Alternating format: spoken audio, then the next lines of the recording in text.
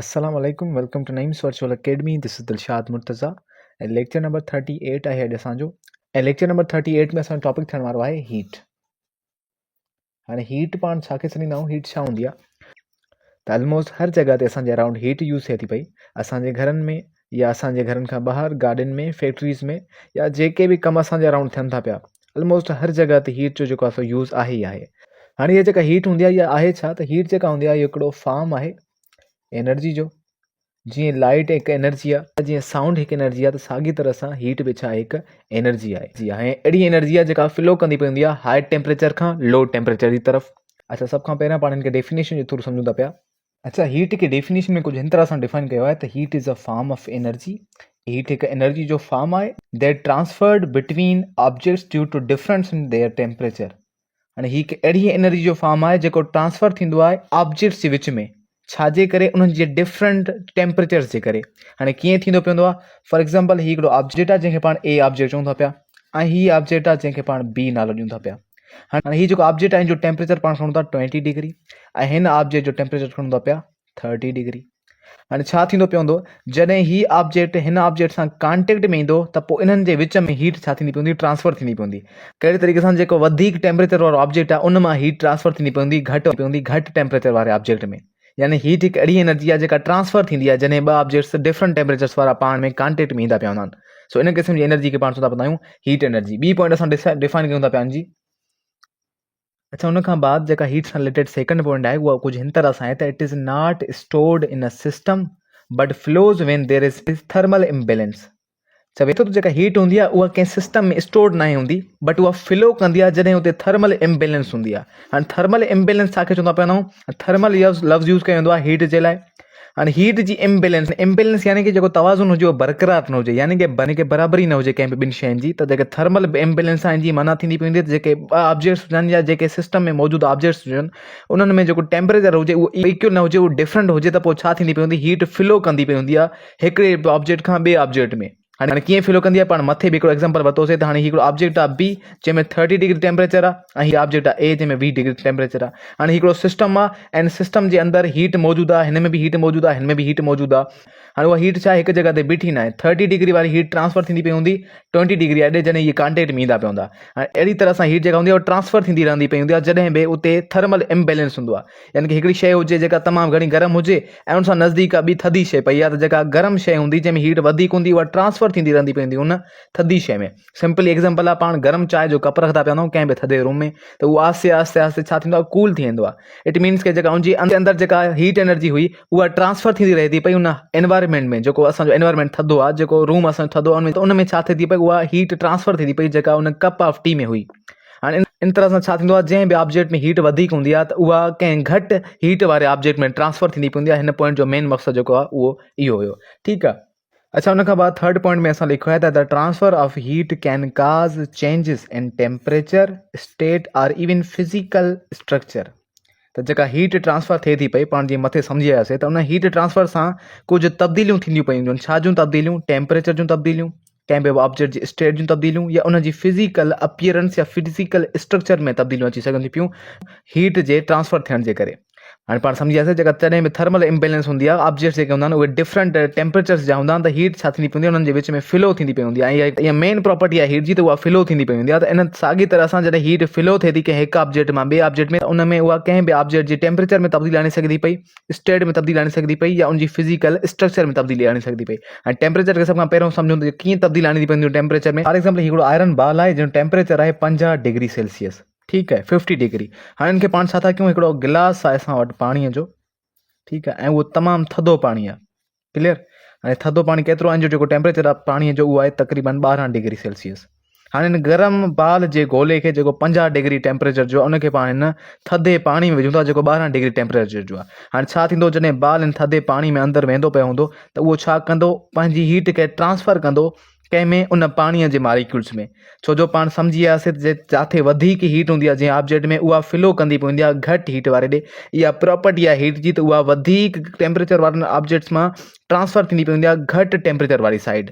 ठीक है। सो हिन जो टेम्परेचर हुयो 50 डिग्री ऐं पानी जो टेम्परेचर 12 डिग्री। त जेको हिन जो टेम्परेचर हूंदो उहो पानी में ट्रांसफर थींदो, इन सां छा थींदो पवंदो हिन जो टेम्परेचर डिग्री थींदो वेंदो ऐं पानी जो टेम्परेचर जेको थींदो पवंदो उहो इंक्रीज थींदो पवंदो। इट मीन्स के टेम्परेचर बि चेंज थी सघे थो पियो हीट जे ट्रांसफर सां। छा थिए थो, हीट ट्रांसफर थिए थी पई, हिन जी हीट ट्रांसफर थिए थी पई पानी में, त हिन जो टेम्परेचर डिग्री थींदो वेंदो ऐं हिन पानी जो टेम्परेचर छा थींदो पवंदो, इंक्रीज थींदो पवंदो। ऐं केसि ताईं थींदो पवंदो इहो एसि ताईं थींदो जेसि ताईं ॿिन्हिनि जो टेम्परेचर सेम न थी वञे, यानी कि हिन जो 50 डिग्री आहे, हिन जो 12 डिग्री आहे, त हीअ जेको एसि ताईं हीट ट्रांसफर कंदो पवंदो जेसि ताईं ॿिन्हिनि जो टेम्परेचर छा हुजे, बैलेंस थी वञे, सेम थी वञे। पोइ हिननि ॿिन्हिनि जे विच में ट्रांसफॉर्मेशन वधीक न थींदी, उहा कंहिं वरी ॿिए एनवायरमेंट में थी सघे थी पई, यानी कि कंहिं ॿिए टेम्परेचर में जेको हिननि खां वधीक गर्म आहे या हिन खां वधीक थधो आहे। अगरि सम्झण जी ॻाल्हि इहा हुई त जॾहिं बि हीट ट्रांसफर थींदी पई हूंदी आहे त जेको ऑब्जेक्ट जो टेम्परेचर हूंदो आहे उहो चेंज थींदो पवंदो आहे। पहिरियों हिन में 50 हुयो, त जॾहिं हिनखे पाण थधे कंहिं एनवायरमेंट में विधासीं त उहो डिक्रीज थी सघे थो पियो, या वरी अगरि कंहिं वधीक गर्म में रखंदासीं त अञा वधीक हिन में तब्दीली ईंदी ऐं वधी सघे थो पियो। ठीकु आहे। सेकंड हिते आहे स्टेट।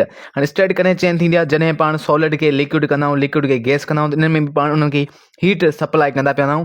इट मीन्स कि हीट सप्लाई करण सां या हीट उन्हनि शयुनि में ट्रांसफर करण सां उन्हनि जी स्टेट खे पाण तब्दील करे सघूं था पिया।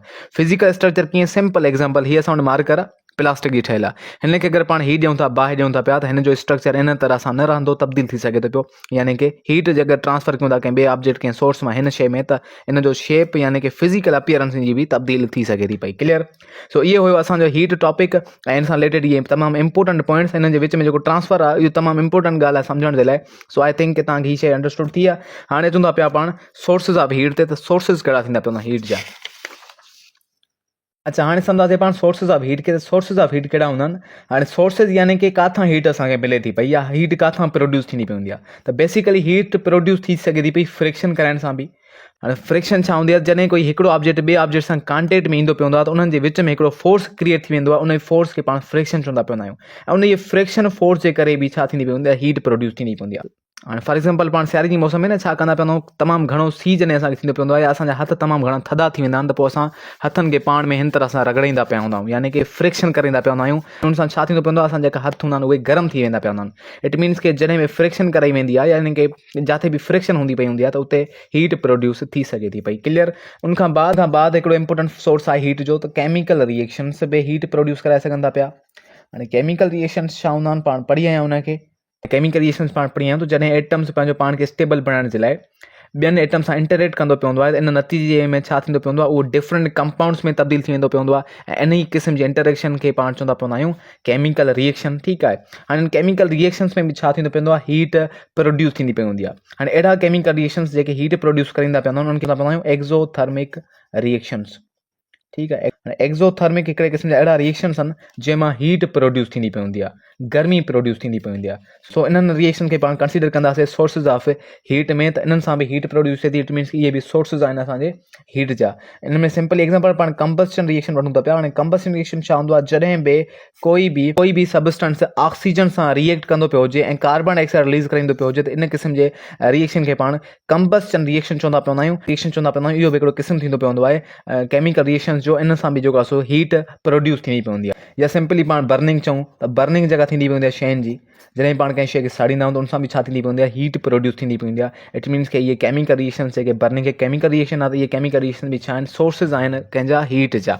क्लियर। उन खां बाद पाण खणूं था इलेक्ट्रिकल एनर्जी। हाणे इलेक्ट्रिकल एनर्जी मां बि असां हीट खे प्रोड्यूस करींदा पिया हूंदा, जनरेट करींदा पिया हूंदा। कहिड़े तरीक़े सां, सिंपली हाणे जेके हीटर्स असांजे घरनि में यूज़ थींदा पिया हूंदा सियारे जी मौसम में, कमरनि रूम्स वग़ैरह खे गर्म करण जे लाइ, त इहे हीटर्स इलेक्ट्रिसिटी ते रन थींदा पिया हूंदा आहिनि, हलंदा पिया हूंदा आहिनि। त उन्हनि मां बि छा थींदी पई हूंदी आहे, हीट प्रोड्यूस थींदी पई हूंदी आहे। त उन ई इलेक्ट्रिसिटी मां छा करींदा पिया हूंदा, पाण हीट प्रोड्यूस करींदा आहियूं। इट मीन्स के इहा जेका इलेक्ट्रिकल एनर्जी आहे उनखे पाण एज़ ए सोर्स वठंदा आहियूं हीट प्रोड्यूस करण जो। या जेके ॿिया एप्लायंसिस असांजे घरनि में यूज़ थियनि था पिया, काफ़ी सारा एप्लायंसिस जेके बिजली ते हलनि था पिया, ऐं उन्हनि मां बि असां हीट वग़ैरह प्रोड्यूस करींदा पिया हूंदा आहियूं। ऐं कुझु मां ख़ुदि ब ख़ुदि हीट प्रोड्यूस थींदी आहे, जीअं टीवी वग़ैरह गरम थींदी आहे या मोबाइल फ़ोन गरम थिए थी पई, त इहे सभई इलेक्ट्रिकल एनर्जीज़ जा एप्लायंसिस आहिनि ऐं इन्हनि मां हीट प्रोड्यूस थी सघे थी। उन खां बाद पाण ॾिसूं त न्यूक्लियर एनर्जी मां बि हीट प्रोड्यूस थींदी पई हूंदी आहे। ऐं न्यूक्लियर एनर्जी छा हूंदी आहे, कंहिं बि एटम जे न्यूक्लियस मां बि पाण हीट प्रोड्यूस करींदा पिया हूंदा आहियूं। हाणे कहिड़ी तरीक़े सां, हिकिड़ा ॿ इंपॉर्टेंट प्रोसेसिस हूंदा आहिनि फ्यूजन एंड फ्यूजन नाले सां। फ्यूजन एंड फ्यूजन इहे थींदा पिया हूंदा आहिनि कंहिं बि एटम जे न्यूक्लियस में। हाणे फ्यूजन छा खे चवंदा पवंदा आहियूं, जॾहिं ॿ डिफरेंट न्यूक्लियाई यानी कि ॿिनि डिफरेंट एटम्स जा न्यूक्लियस पाण में मिली करे वरी हिकिड़ो वॾो न्यूक्लियर ठाहींदा पिया हुजनि त इन क़िस्म जे प्रोसेस खे पाण फ्यूजन चवंदा पिया हूंदा आहियूं। ऐं इन फ्यूजन करण सां बि छा थींदी पई हूंदी आहे, हीट रिलीज़ थी पई हूंदी आहे। ऐं ॿियो प्रोसेस हूंदो आहे फ्यूजन। फ्यूजन में छा थींदो पवंदो आहे, हिकिड़ो वॾो लार्ज न्यूक्लियस टुटंदो पवंदो आहे ॿ स्मॉल न्यूक्लियाइज़ में, ॿ स्मॉल न्यूक्लियसिस में। त इन प्रोसेस खे वरी पाण फ्यूजन चवंदा आहियूं। उनखे पाण डीपली कंहिं वीडियो में डिस्क्राइब करण वारा आहियूं। हिते शार्टली पाण डिस्क्राइब कंदा छो जो पंहिंजो टॉपिक आहे हीट। सो इन्हनि प्रोसेस करण सां बि छा थींदी पई हूंदी आहे, हीट रिलीज़ थींदी पवंदी आहे। सो इहे बि कंसिडर कया वेंदा आहिनि सोर्सिस ऑफ एनर्जी। उनखां बाद पाण पढ़ण वारा आहियूं यूनिट्स ऑफ हीट खे। त हीट जा यूनिट्स कहिड़ा थींदा पवंदा आहिनि ऐं पाण छा सां मेजर कंदा पवंदा आहियूं हीट खे। अच्छा, हीट छा आहे त इहा बि हिकिड़े क़िस्म जी एनर्जी आहे। ऐं एनर्जी छा हूंदी आहे, फिजिकल क्वांटिटी। ऐं फिजिकल क्वांटिटी आहे त उनखे मेजर करे सघंदा पिया हूंदासीं पाण। ऐं मेजर कयूं था पिया त उनजो कोई यूनिट हूंदो। त हीट जो यूनिट छा थींदो पवंदो आहे, अगरि पाण SI यूनिट ॾिसूं हीट जो त उहो थींदो पवंदो जूल। हीट खे पाण जूल्स में मेजर कंदा पवंदा आहियूं छो जो ही हिकु एनर्जी आहे। ठीकु आहे, SI यूनिट जेको थींदो पवंदो हीट जो जूल थींदो पवंदो। अच्छा, उनखां बाद अगरि हिन जो MKS यूनिट ॾिसूं त उहो बि छा थींदो पवंदो, जूल थींदो पवंदो आहे। ऐं बाक़ी CGS अगरि पाण यूनिट ॾिसूं एनर्जी त उहो थींदो पवंदो कैलोरी। हाणे कैलोरी छा हूंदी आहे, कैलोरी जेको थींदो पवंदो उहो CGS यूनिट आहे हीट जो। ऐं कैलोरी किथे यूज़ थींदी पवंदी आहे, इहा केमिस्ट्री में यूज़ थींदी पवंदी आहे। ऐं ॿियूं जेके फूड एनर्जी हूंदी आहे, खाधे में जेका एनर्जी असांखे मिले थी पई हीट एनर्जी, उहा जेका हूंदी आहे कैलोरीज़ में मेजर कई वेंदी आहे। क्लियर। ऐं जेका 1 कैलोरी हूंदी आहे, 1 कैलोरी हूंदी आहे, उहा वरी बराबरि थींदी पवंदी आहे 4.184 या समटाइम्स 186 हूंदो आहे एतिरनि जूल्स जे। ठीकु आहे। हाणे 1 कैलोरी जेका हूंदी आहे उहा हूंदी आहे 4.184 जूल्स जे बराबरि हूंदी आहे। क्लियर। सो जेका कैलोरी हूंदी आहे उहा यूनिट हूंदो आहे CGS में एनर्जी जो। उन खां बाद पाण FPS में अगरि ॾिसूं त FPS में जेको यूनिट थींदो पवंदो आहे एनर्जी, उहो थींदो आहे BTU। हाणे BTU छा हूंदो आहे, त BTU जो फुल फॉर्म हूंदो आहे ब्रिटिश थर्मल यूनिट। थर्मल लफ़्ज़ जेको आहे उहो हीट जे लाइ यूज़ कयो वेंदो आहे, थर्म यानी कि हीट। सो BTU जेको न उहो FPS यूनिट आहे हीट जो। असां वरी BTU खे अगरि पाण भेट ॾियारियूं जूल्स सां त इहो बराबरि थींदो पवंदो आहे 1055.06 जूल्स जे। यानी कि 1055 जूल्स बराबरि थींदा आहिनि 1 BTU जे। क्लियर। सो ये सभई यूनिट्स आहिनि हीट जा, जंहिंसां हीट मेजर थींदी पई हूंदी आहे मुख़्तलिफ़ सिस्टम्स में। सो ये हुयूं सभई इंपॉर्टेंट पॉइंट हीट टॉपिक सां रिलेटेड। अच्छा, उनखां अलावा जंहिं एरिया में पाण हीट खे स्टडी कंदा आहियूं उन एरिया जो नालो आहे थर्मोडायनामिक्स। साइंस जी अहिड़ी एरियाज में पाण हीट खे स्टडी कंदा आहियूं, उहा एरिया आहे थर्मोडायनामिक्स। इन थर्मोडायनेमिक्स में पाण हीट खे, एनर्जी खे ऐं उनखां बाद वर्क खे स्टडी कंदा पवंदा आहियूं। सो इहा ई साइंस जी अहिड़ी ब्रांच आहे। उनखां बाद फिजिक्स जी अहिड़ी ब्रांच आहे जंहिंमें पाण हीट एनर्जी खे स्टडी कंदा पवंदा आहियूं। क्लियर। तो ये सभई इंपॉर्टेंट शयूं हीट सां रिलेटेड। उनखां बाद पाण जेके नेक्स्ट वीडियो में हीट सां रिलेटेड शयूं पढ़ण वारा आहियूं, उन में हूंदो पाण पढ़ंदासीं हीट कैपेसिटी, या उनखां अलावा स्पेसिफिक हीट कैपेसिटी, ऐं उनखां बाद थर्मल कंडक्टिविटी पाण पढ़ंदासीं। उनखां बाद पाण लेटेंट हीट ऑफ वेपोराइजेशन या लेटेंट हीट ऑफ फ्यूजन वग़ैरह इन शयुनि खे पाण स्टडी कंदासीं जेके रिलेटेड आहिनि हीट सां। ठीकु आहे, जंहिंमें हीट वग़ैरह जेको आहे सो पाण स्टडी करण वारा आहियूं। तो इहो असांजो अॼु जो नंढो टॉपिक। सुभाणे असांजो टॉपिक थियण वारा उहा आहे modes of heat transfer. Heat जेका थींदी पवंदी आहे उहा कहिड़नि तरीक़नि सां ट्रांसफर थींदी आहे, इहे शयूं पाण सुभाणे जी वीडियो लेक्चर में डिस्कस कंदा आहियूं। So thank you so much.